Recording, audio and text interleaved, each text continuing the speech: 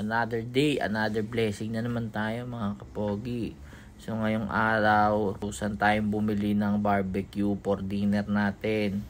So sa mga naghahanap ng barbecue, dito lang yan sa may bayan Luma 3. Makikita nyo naman sila kasi sila lang naman yung nagtitinda ng barbecue dyan.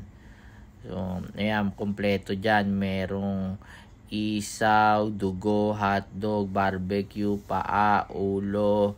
Affordable din naman yung price nila. Tsaka malaki yung ihawan nila. So kung mapapadaan kayo dito, try nyo, masarap din yung suka nila.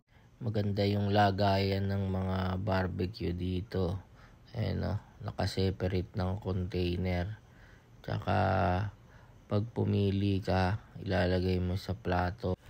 Para organize sila sa first come first serve na iihaw.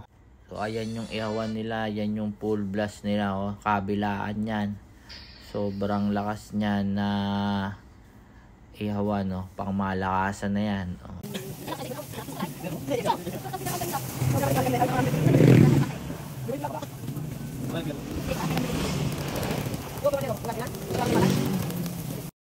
Marami pong salamat.